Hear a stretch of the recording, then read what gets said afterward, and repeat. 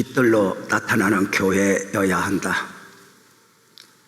생명의 말씀을 밝히는 교회여야 한다. 그리스도의 날에 자랑할 것이 있는 교회여야 한다. 일찍이 교회 개척의 비전을 품고 기도하는 저에게 하나님이 선물로 주셨던 3대 영성입니다.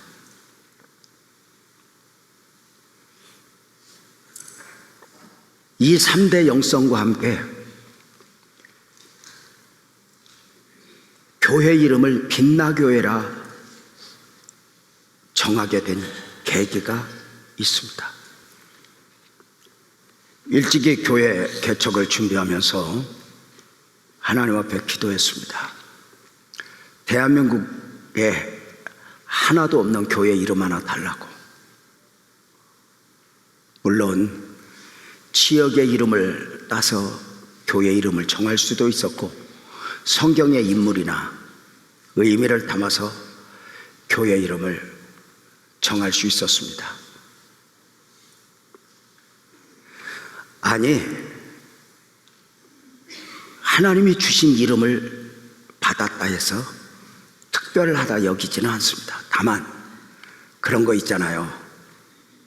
하나님이 하셨어, 하나님이 주셨어, 이러면 느낌이 좀 달라지는 거 아닐까?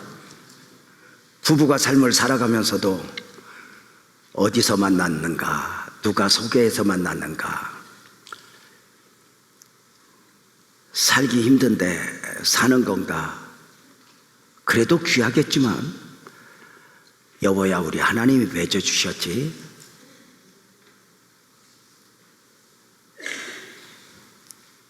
그런 느낌이 있다면 축복이 아닐까? 참 하나님의 은혜죠. 그 하나님의 스토리를 내 삶에 담아내는 거.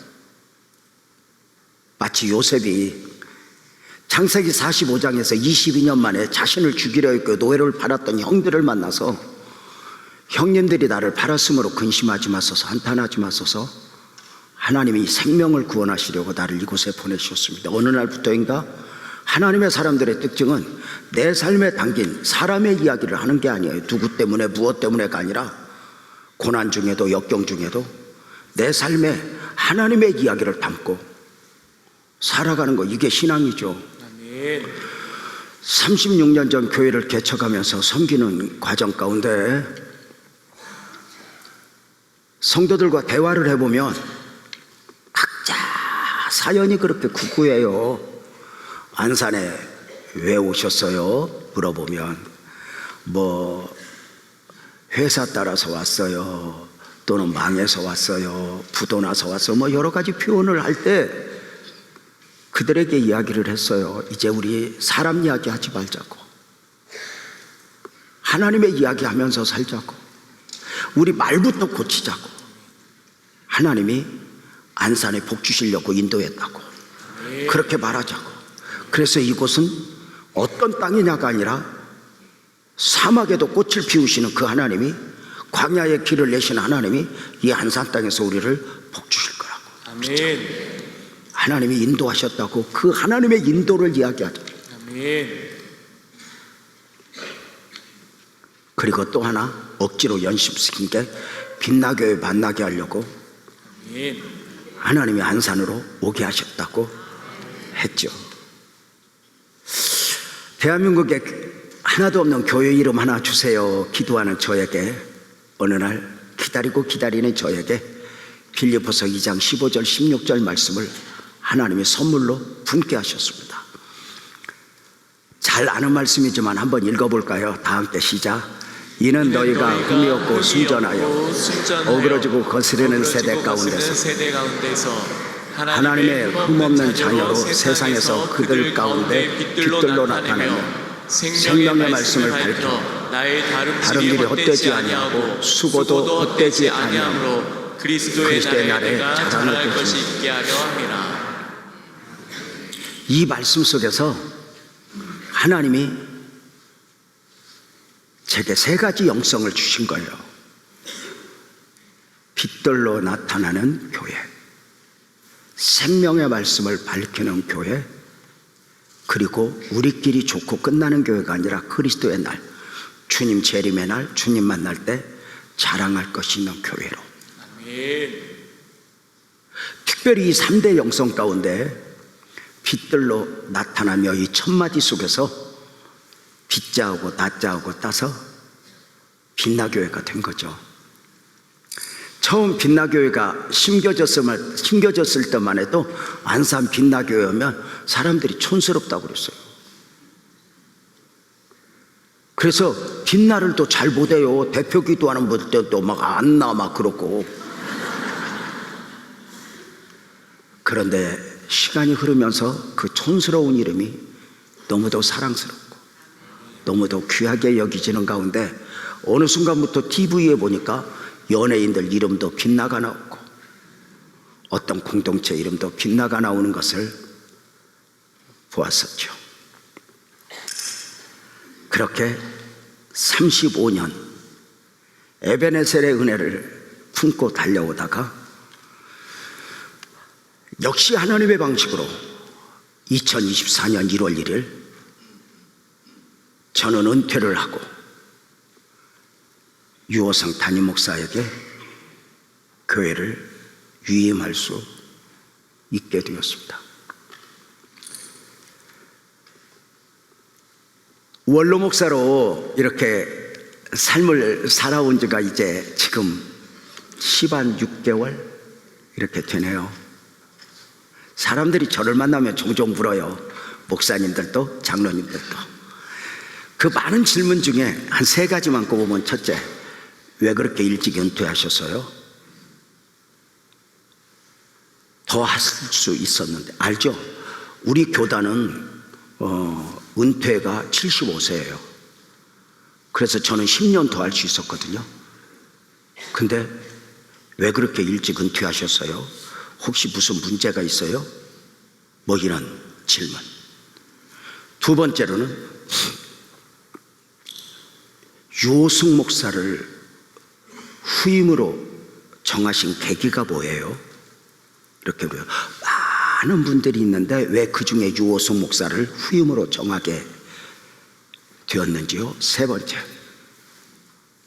이거 좀 원색적 질문인데 아깝지 않았어요?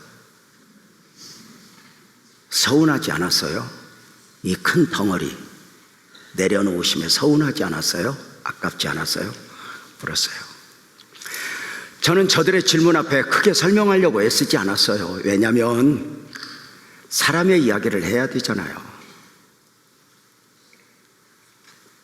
그리고 무엇인가 사람은 묘하게 설명을 하다 보면, 변명을 하다 보면 자기 의의를 드러내잖아요. 싫은 거죠. 어디 가서 잘난 체 해보셨어요? 돌아오면서 부끄럽지 않아요? 부끄러움을 느낀다면 다행이에요. 그 부끄러움도 못 느끼면 이제 무서운 거예요. 그럼에도 불구하고 어떻게 은퇴를 하셨어요? 고집을 피우며 묻는 저들에게 하나님의 은혜를 나누죠. 여러분 아시죠? 저는 사실 교회를 이제 은퇴를 몇 살에 해야 되겠다 이런 계획을 세우고 살았던 사람은 아니에요. 왜냐하면 앞으로 10년이 남았으니까 은퇴를 해야지 이런 마음이 없었어요. 그렇게 이제 우리 동역자들과 함께 목회를 하는 중에 사실 지나온 몇 년 동안 우리 유호승 목사를 다른 교회에서 좀 우리 교회에 보내주세요 청빙을 한 계기가 한 2번 있었어요. 근데 제가 그때마다 다른 목사님을 보내기도 하고 막았어요. 가지마. 왜냐하면 제가 의지했었으니까요. 그때마다 아멘 하고 안 가더라고요. 그리고 마지막 3번째, 가까이 있는 한 교회, 시만 다르지만 경기도에 있는 한 교회, 참 귀한 교회인데 그 교회에서 유호승 목사 청빙을 하게 됐어요. 아마도 손재수 장로님이나 윤강원 장로님이 동기부여가 됐을 거예요. 목사님, 유호숙 목사님 그 교회로 보내시면 안 돼요? 너무 좋지. 이제는 나도 보내야 돼. 준비를 다 했어요. 유호숙 목사 청중위원들 만나고 그 교회 장로님들 만나고 교인들도 유호숙 목사 설교 너무 좋아하고, 그래서 이제 완벽하게 준비를 하나하나 그 세팅을 해가는 중에 내일 토요일 정식으로 청빙 서류를 넣는 날이에요. 저도 하나하나 진행 과정을 보면서 이번에는 축복을 하는 거죠. 주님, 저 아들 가서 잘 하게 해주세요. 그리고 금요철야를 하는데 그날따라 유난히 하나님의 은혜를 입었어요. 은혜를 입고 성도들 통성기도 시키고, 그리고 끝마무리에 저도 저를 위해서 한 10분 기도하는 중에 유호숙 목사를 위해서 기도하는 거예요. 하나님, 우리 홍 목사가 내일 서류를 넣어요. 순조롭게 해주세요. 사랑받게 해주세요. 이렇게 기도하다가 나도 모르게 싹 지나가는 생각이, 그 교회의 후임이 유호숙 목사라면 우리 교회 후임은 어떻게 하지? 순간 생각이 오는 거예요. 늘 하나님으로부터 받으며 살기를 원했던 나에게 주시는 작은 감동이었어요. 그때부터 다시 한 10분을 기도했어요. 하나님, 이 아들 내게 이 감동이 뭐예요? 하여튼 하나님은 자세히 말 안 해주는 게 특기인 것 같아요. 우리에게 어쩌면 선택의 기회를 주시는 걸 수도 있어요. 그렇게 기도를 마무리하고 엘리베이터를 타고 내려가는 동안 무슨 감동일까요? 주님이 인도해 주세요. 그리고 목양실에 가서 집으로 가기 위해서 옷을 입다가 유호숙 목사를 불렀어요. 서류 준비했어? 네. 이제 내일이면 결정나네. 네, 목사님.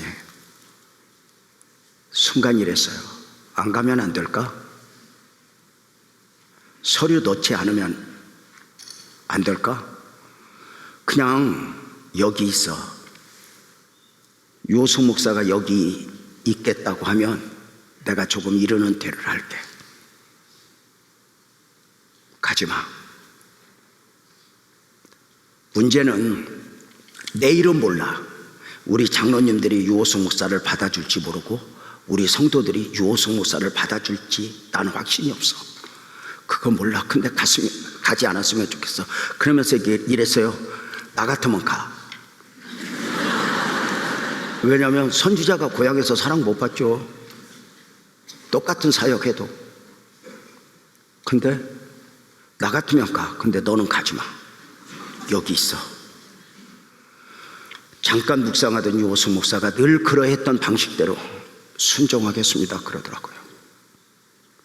거기서 끝났어요. 우리 아내와 의논했던 바도 아니에요. 다음 날 난리가 났죠. 보내는 팀들 불러다 설명했더니 난리가 났어요. 주일날까지 난리가 났어요. 당회로 모였어요. 장로님들 보고 그랬어요. 저는 지난 금요일날 감동을 받았고 이 감동이 확신은 없지만 혹시 그런가 하는 중에 순종하기로 했습니다. 제가 이르는 대로를 하고 유호숙 목사를 후임으로 했으면 좋겠는데 장로님들이 동의해 주십시오.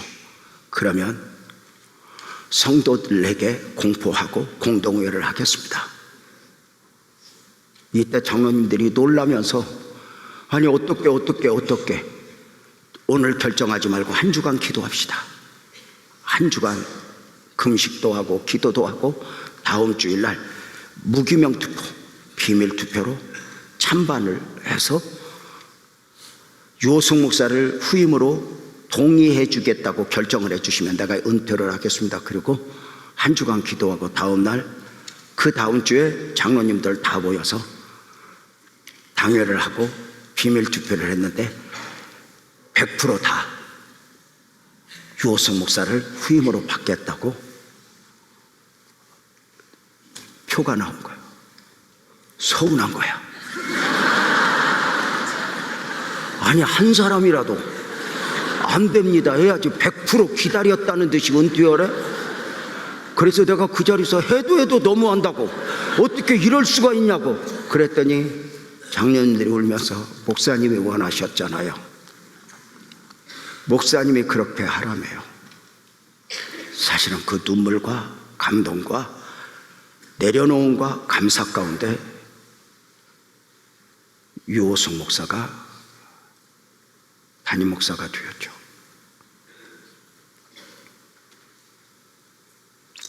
참 은혜예요.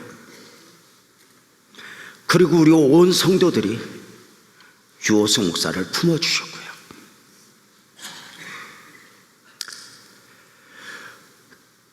교회를 이렇게 담임 목사 직임을 내려놓는데, 물려주는데 아깝지 않았어요? 아깝지 않았다고. 내려놓는데 힘들지 않았어요? 힘들지 않았다고. 왜? 처음부터 내려놓고 살았으니까. 교회는 목사의 교회가 아니어야 합니다. 교회는 끊임없이 저는 말했습니다. 교회는 목사의 비전을 이루는 것이 아니고, 교회는 성도의 만족을 채워주는 것이 아니어야 한다고 말입니다. 하나님의 뜻을 묵상하고 하나님의 뜻을 품고 가는 교회지 우리끼리 좋고 아닙니다.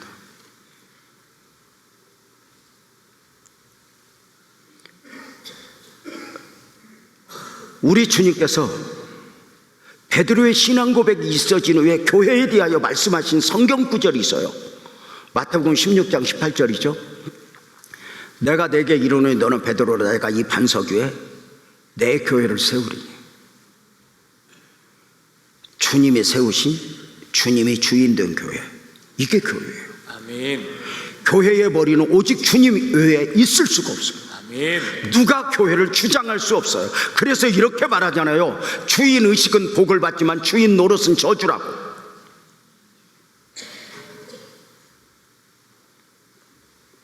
아버지가 자녀들 앞에서 아버지로서의 위치를 지키며 살아가는 건 축복이지만, 아버지 노릇을 하게 되면 자녀들이 불행을 해져요.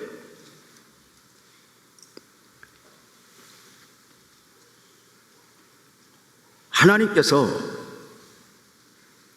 처음부터 주님이 하셨습니다, 주님이 하실 것입니다, 교회를 심으시고 저에게 35년 담임 목사의 직임을 맡기신 후에 제 때가 되어 하나님의 방식으로 유호성 목사에게 다음 세대에 새로운 시작을 하게 하셨는데, 감사한 거야. 지나고 보니까 점점 감사해요. 제가 원로 목사잖아요. 이 정도 젊은 원로 목사 봤어? 오빠 같지 않아? 나도 어디 가서 원로 목사라는 말이 안 어울려. 무엇보다도 유호성 목사가 잘 해주는 거예요. 그리고 장로님들과 성도들이 그 유호성 목사를 응원해주고 섬겨주는 게 그냥 보이는 거예요. 유호성 목사가 담임 목사의 직임을 맡은 것은 누구보다 잘해서도 완전해서도 아니야.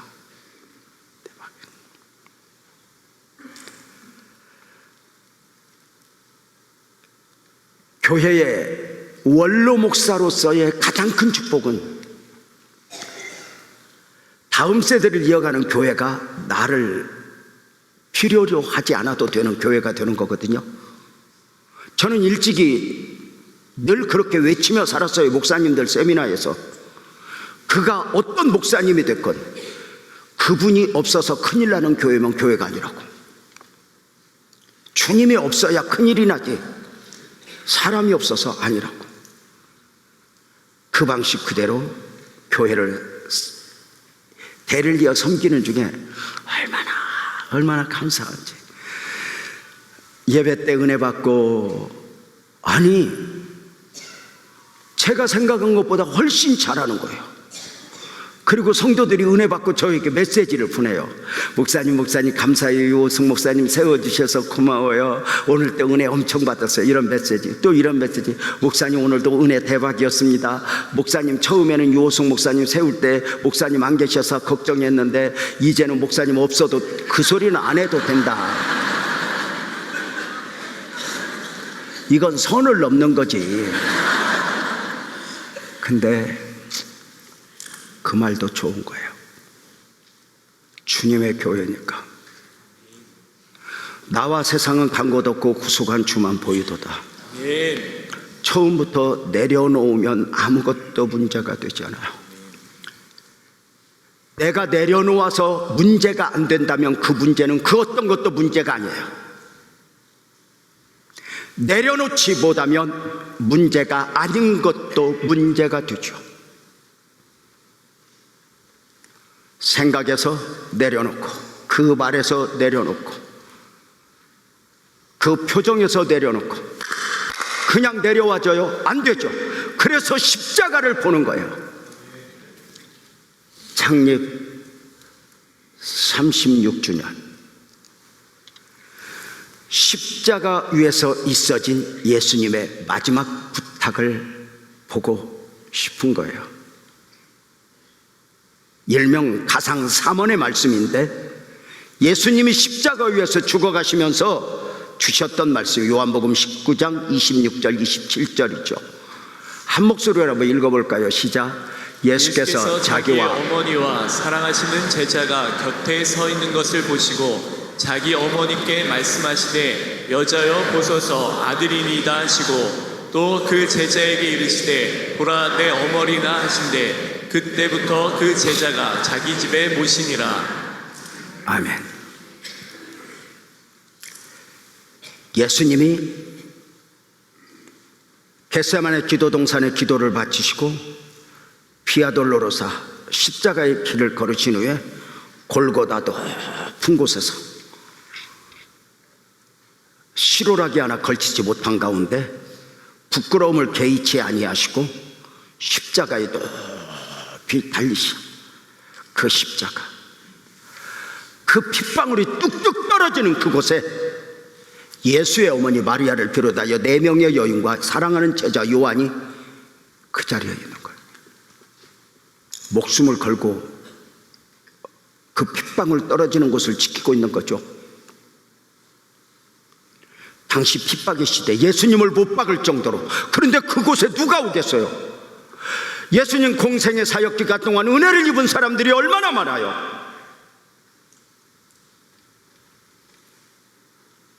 병 고침을 받았고 회복되었고 헤아릴 수 없을 만큼 많잖아요. 그들이 얼마나 감사했어요. 그 영광의 자리는 수없이 많은 사람들이 밀려왔지만 십자가 아래 핏방울이 떨어지는 그곳에 제자들마저 없어요.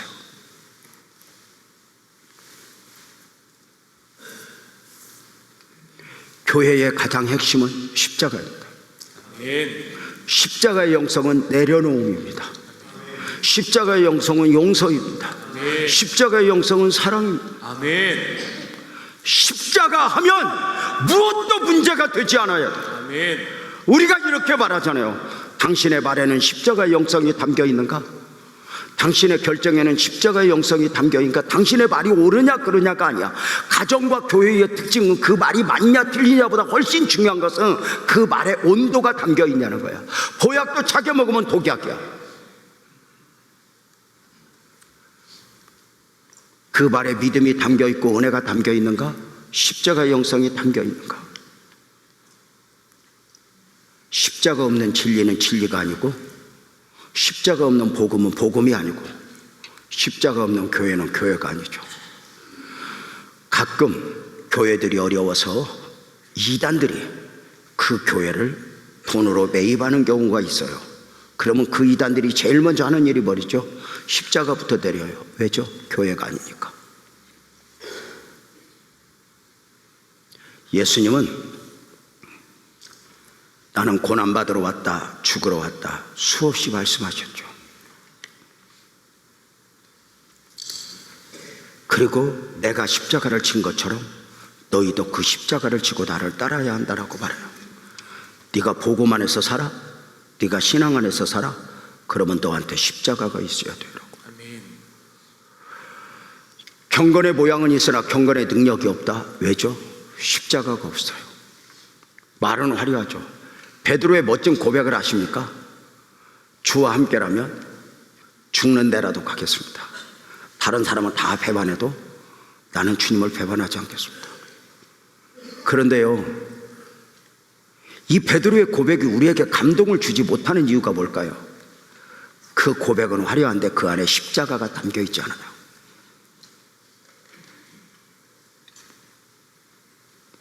십자가의 영성이 뭐라고요? 내려놓음, 죽으심, 용서, 사랑.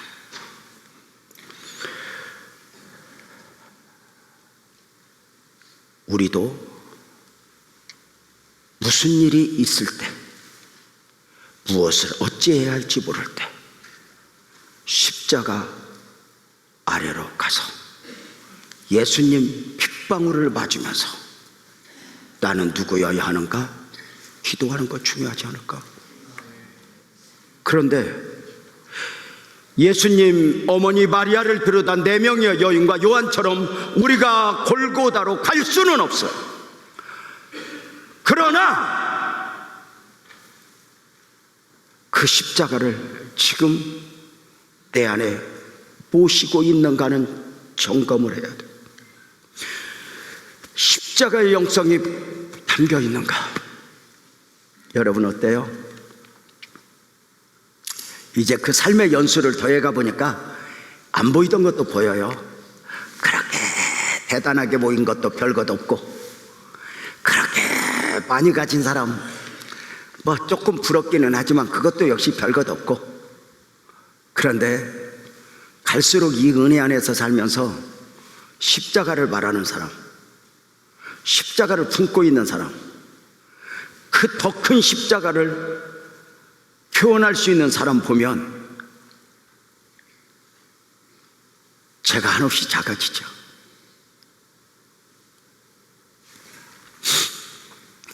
저는 벌써 한 열흘 됐네요.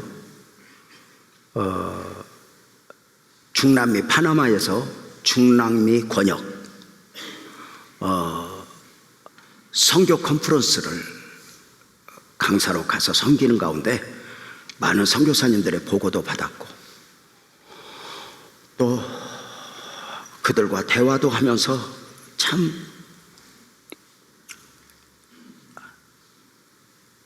내가 얼마나 유치한가를 보는 거예요. 복음 안에서 평안하고 아무 일 없기를 바라고 살아가는 나에게 그 선교사님들의 한 분 한 분의 보고가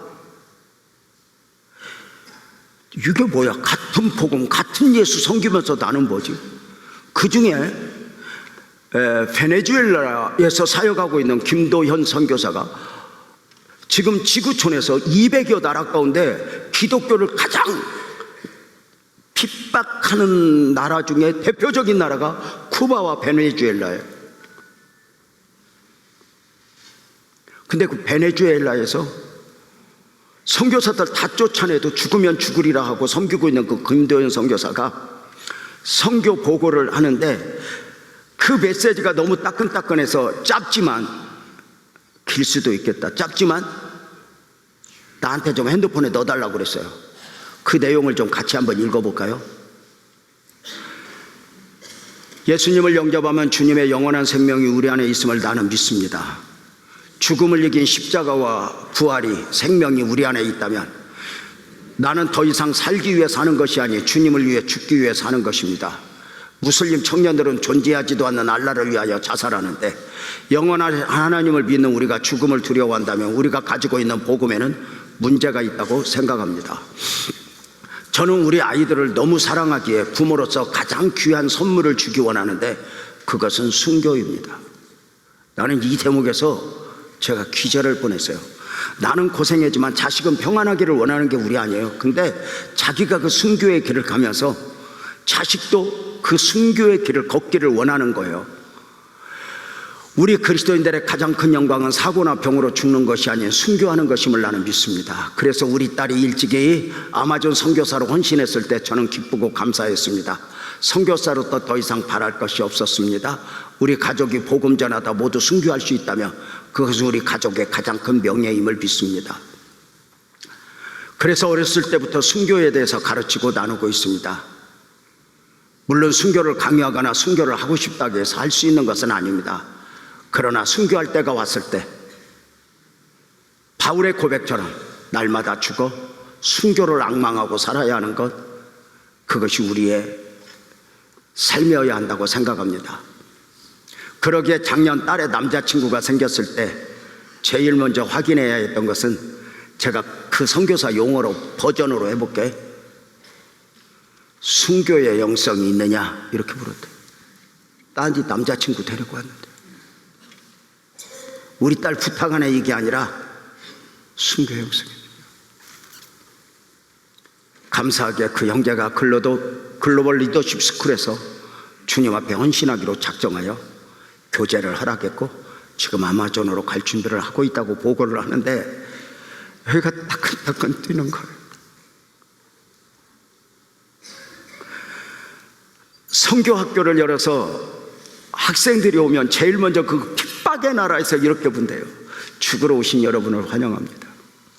3년간 함께 교육하면서 죽을 준비를 시키고 죽는 연습을 시키고 복음을 위해서 뛰어다니는 연습을 시키는 중에 3년 졸업하면 선교지를 선택할 때 어디로 갈 것인가 선택할 때 내가 말을 잘하나, 내가 어디로 가야 좋은가, 이게 아니라 어디 가야 제일 먼저 순교할 것인가를 보아서 무슬림으로 간다는데,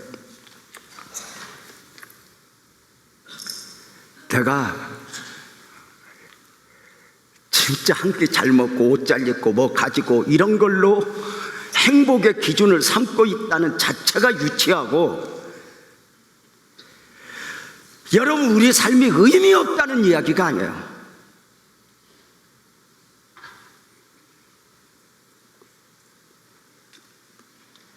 십자가 아래 다 있는가? 십자가에 높이 달려 계신 우리 예수님, 그 예수님에게 염려가 있었어요. 어머니죠, 마리아. 이제 예수님 죽으시고 부활하시고 승천하사 떠나셔야 돼요. 그 어머니를 향한 염려, 그 염려 가운데 사랑하는 제자 요한에게 어머니를 부탁하는 거예요. 요한복음 19장 26절 27절 볼까요? 예수께서 자기 어머니와 사랑하시는 제자가 곁에 서 있는 것을 보시고 자기 어머니에게 말씀하시, 여자여 보소서 아들입니다 하시고, 또 그 제자에게 이르시되 보라 내 어머니라 하신데, 그때부터 그 제자가 자기 집에 모셨다고요. 요한아, 어머니야, 나 대신 네가 이 어머니를 섬겨다오.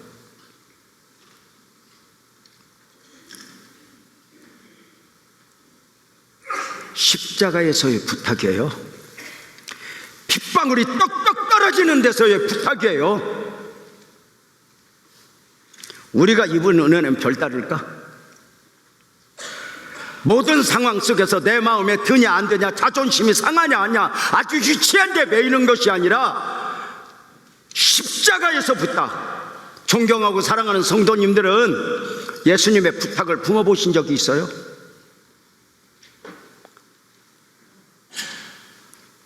작은 것이든 큰 것이든 예수님의 부탁.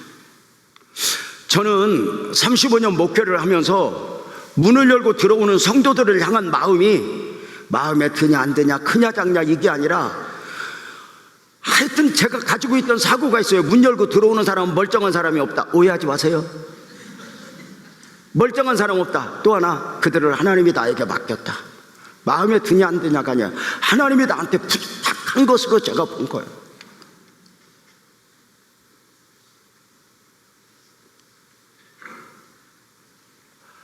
지난 연말에 유호성 담임 목사 부부하고 우리 부부가 함께 식사를 했어요.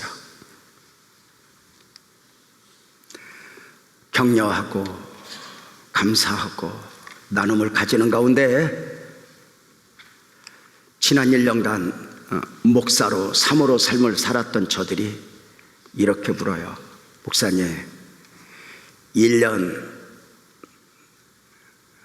정말 긴 시간이었어요.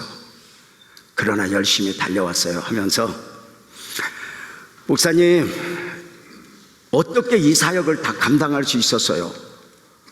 저들의 요구, 저들의 말, 힘든 것도 힘든 거지만 때로는 변명하고 싶을 때 그때 이 사역을 어떻게 다 감당하셨어요? 이때 우리 아내가 옆에서 그러더라고요. 그래서 십자가 아래로 가는 거야. 그래서 십자가 밑으로 가는 거야. 성도들이 오해하고 성도들이 힘들게 하면 변명하지 말고 십자가 밑에서 예수님한테 가서 물어. 나는 그랬어. 그래서 너무너무 주님이 안 도와주면 안 될 정도로 불쌍한 모습을 너무너무 하고 기도를 하고 성도들에게는 믿음을 보여. 그러면 주님이 불쌍히 여겨. 그러면 그 불쌍힘의 여기심의 은혜를 잊고 그 마음으로 성도들을 대하는 거야. 이게 목회야 라고 표현하는 거야. 우리 부부가 그런 생각을 하면서 목회를 하게 되는 건 처음부터 그랬던 건 아니에요. 뭐 처음에 이렇게 다 그 계기가 있잖아요. 뭐든지. 36년 전 교회를 처음 개척하고 십자가 없이 간판 없이 원곡동에서 지하실에서 교회 개척을 하는데 불편하면서 목회하는데, 진짜 오해하지 마세요 여러분. 좀 억센 용어를 쓸 테니까, 성도가 오긴 오는데 멀쩡한 건 하나도 안 와. 하여튼 개척교회 같은 것들만은 이렇게 와. 하여튼 좀 멀쩡한 건 동산교회로 가고 제일교회로 가고 뭐 꿈의교회로 가고 하여튼 안 와도 되는 것들만 와. 업어 오고 업어다 주고. 아니 진짜 이제 그런 사람들 섬기면서 주님의 마음을 안게 하는 거죠. 예배 바치고 헌금을, 예배 드릴 때 헌금을 하고 나중에 헌금 바구니를 보면 손을 넣었다 꺼냈는데 헌금이 내 것밖에 없어. 그 없는 교회에 뜯어먹을 사람이 오는 거야. 그러니까 교회를 개척하다 보니까 제가 운전도 하고 청소도 하고 내일 주일인데 또 막 강대상도 닦고 이러는데, 드디어 우리 교회에 사람 같은 게 하나 왔어. 오자마자 교회 경험이 있는 이 집사 부부인데, 왜 목사님이 토요일날 청소해요? 주일 준비해야죠. 청소는 저한테 맡겨서요. 그 청소를 다 하는 거야. 말도 안 했는데 커튼을 막 빠는 거야. 말도 안 했는데 꽃꽂이를 하는 거야. 목사님은 목회만 하래. 아이고, 살다 보니까 별 희한한 것도 온다. 너무 감사한 거야. 너무 감사한 거야. 그렇게 하나님의 은혜를 잊고 있는데 어느 날 어떤 목사님한테 전화가 왔어요. 유 목사 오랜만이네. 아유 목사님 웬일이세요? 그래 말이야, 유 목사 보고 싶어. 유 목사 만났으면 좋겠어. 아유 언제든지 만나죠 목사님. 근데 유 목사 교회 좋지? 너무 좋지요. 그래 잘할 거야. 교회도 부흥됐지? 네 부흥됐죠. 좋은 사람도 많지? 네. 뭐 그 꽃꽂이하는 그 집사도 이제 생각이 나서 네 그럼요 좋은 사람 많죠. 그랬더니 아무개 집사가 빛나교회로 갔다며 싸한 거야. 예, 그랬더니 잘하지? 그래서 네 너무너무 잘해요. 감사해요. 그럴 거야. 처음에는 그래. 뭐야 또 처음에는 그런데. 아니 목사님 자세히 말씀해 주세요. 유 목사, 내가 사실은 유 목사 교회에 그 집사 내외가 갔다는 소리 듣고 걱정이 돼서 전화했어. 그 집사가 안양 안산에서 교회를 한 3번 옮겼는데 처음에는 그렇게 다 잘하다가 시간이 지나면 주장하기 시작하고 목사와 대치하고 성도들과 편을 만들고 교회를 돈을 빌려 쓰고 하면서 3군데 교회가 다 무너졌어. 근데 그 집사가 유목사 교회 갔다 소리 듣고 깜짝 놀라서 전화했어. 목사님 고마워요. 목사님 고마워요. 목사님 감사해요. 언제 밥 사드릴게요. 그 토요일 날 전화를 받고 교회를 갔더니 그 집사가 꽃꽂이하는데 안 이쁜 거예요. 저기 언제 말썽을 부리고 돈을 빌려달래란가. 그 다음날 커튼을 빨아도 안 이쁜 거예요. 저게.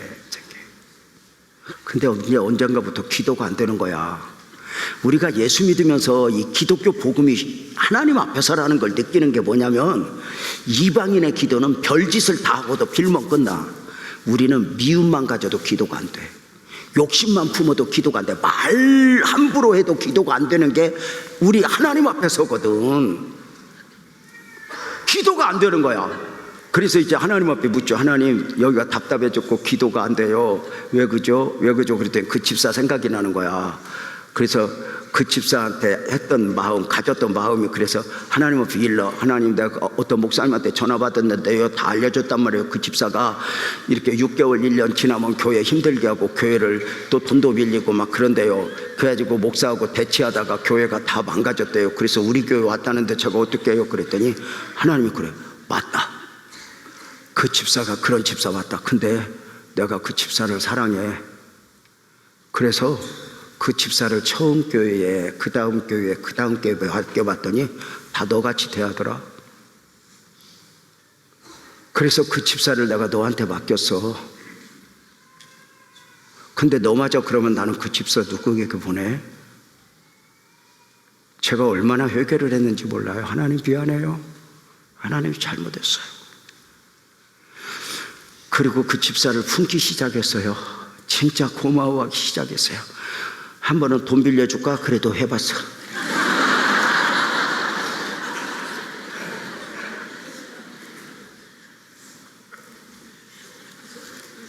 변하더라고. 그리고 집사 부부가 지금도 여기 있어.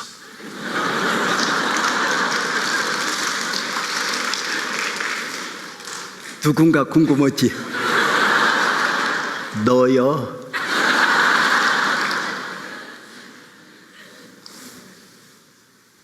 십자가의 은혜가 담겨 있는가? 예수님의 어머니 마리아를 부탁받은 요한의 순종을 한번 볼까요?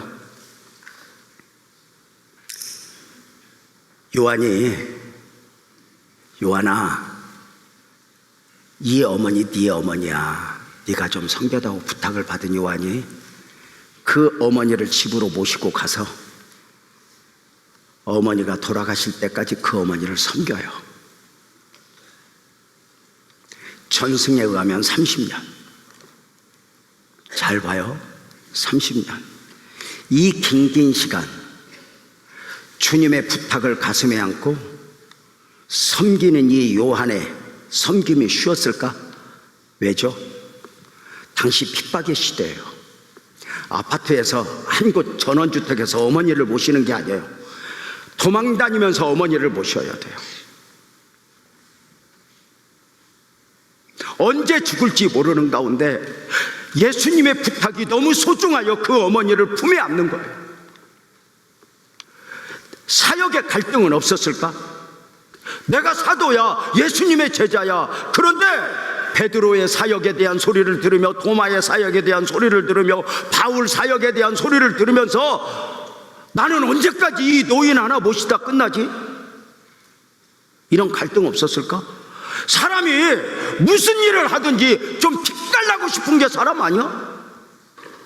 그런데 예수님은 네 어머니야. 그 부탁을 안고 30년을 인내하며 갈등 가운데 그 어머니를 모셔.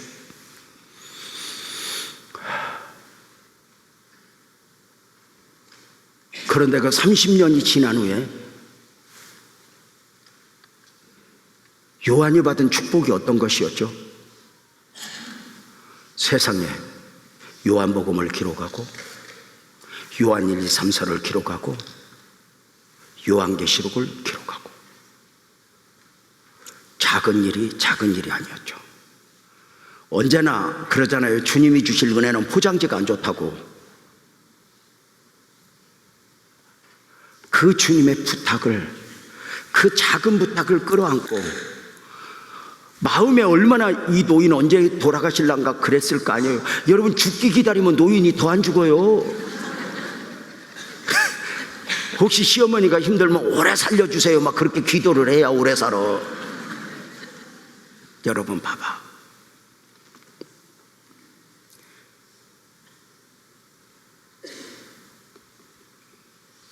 무엇보다도 이 요한은 성질이 뭐가 났잖아요. 그 요한의 별명이 우려의 아들이에요. 분노, 흥분. 우려의 아들. 우리말로 하면 기차 화통을 삶아먹은 놈이야. 성질 내는 거야. 내 마음이 안 들면 목소리 높이는 거야. 그 증거가 있어요. 우리 예수님이 사마리아를 지나 예루살렘으로 가는 중에 사마리아를 좀 빨리 가려고 사마리아를 지나는데 사마리아 사람들이 예수님 길을 막고 안 열어주는 거예요. 이때 요한이 나서요. 저것들 예수님, 저 한 주먹감도 안 되는 것들이 저 예수님 우리 길목을 막네요. 어떡할까요? 주님, 저것들 하늘이 불이 내려오게 해서 저들을 살라버리도록 한번 할까요? 요한이 전도대회 나가면서 자기 손의 능력이 자기 걸로 착각을 했어요. 할까요? 이랬던 요한이 그 어머니를 섬기면서 사랑의 사도가 되는 거예요. 다듬어지는 거예요. 이게 놀랍지 않아? 어느 정도로 요한 1, 2, 3, 4를 쓸 수 있도록, 어느 정도로 요한계시록을 쓸 수 있도록 영적으로 민감하고. 그러니까 요한이 어머니를 섬긴다고 했지만 그 어머니가 요한에게 준 영향이 요한에게 축복이 된 거죠. 우리가 주님의 부탁을 받아요. 근데 그 십자가의 부탁은 내려놓아야 돼요. 마음에 드냐 안 드냐가 아니에요.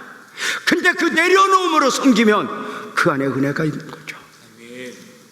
저는 이 은퇴하면서 유호성 목사에게 교회를 부탁했어요. 잘 섬겨줘. 목숨보다 소중한 성도들이야. 목사님, 제가 잘할 수 있을까요? 나는 몸도 약해요. 성도들이 제일 걱정했던 게 유호성 목사 건강이잖아요. 그랬어요. 걱정하지 마. 하나님은 직임을 맡기면 직임만 맡기는 것이 아니라 감당할 능력도 줘. 걱정하지 마. 내일은 몰라. 오늘만 살아. 가봐. 갈 바를 모르는 건 아주 그때만이 아니야. 오늘 또 가면 돼. 주님이 할 거야. 할 수 있을까요? 걱정하지 마. 어떤 성도가 물었어요. 유호성 목사를 후임으로 왜 선정하셨어요? 하나님의 은혜지. 그거 말고요. 잠깐 묵상하다가 그렇게 대답했네요. 감사하게 유호성 목사가 광야를 살아봤어. 광야를 거쳤어. 여러분 아세요? 지금 인생은 똑똑한 사람이 없어서 이 난리가 아니에요. 광야를 살아보지 않아서 그래요. 광야는 물 없는 곳, 길 없는 곳, 하나님이 아니면 안 되는 곳. 유호성 목사 고통 가운데 하나님이 훈련시킨 건 학교에서 받은 학위보다 값어치 있었던 걸로 저는 본 거죠. 성도들에게도 교회를 부탁했어요. 장로님들에게 유호성 목사 잘 좀 섬겨달라고. 유호성 목사가 완전한 것은 아니라고. 유호성 목사가 힘들어 손을 들면 옆에서 좀 들어주라고. 매달리지 말고.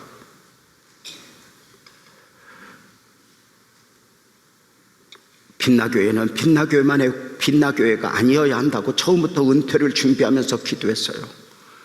주변의 많은 교회들에게 모범을 보이고 싶고, 다음 세대에 이렇게 잘 이어갈 수 있어, 더 부흥될 수 있어, 이걸 말하고 싶었어요. 근데 제가 의의가 있는 건 아니잖아요. 그 안에 십자가를 담고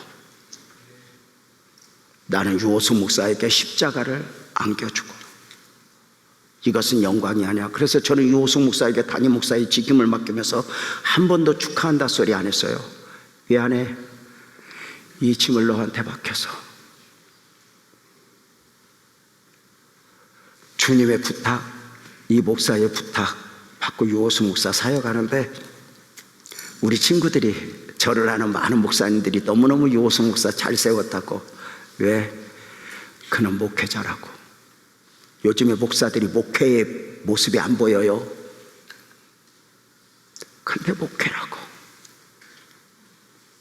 오늘 또 이 36주년 여러분과 함께 이런 십자가에서 예수님 부탁 앞으로도 그렇게 잘 섬겨주기를. 십자가의 영성은 내려놓음, 용서, 사랑, 죽음. 기도하겠습니다. 하나님 고맙습니다.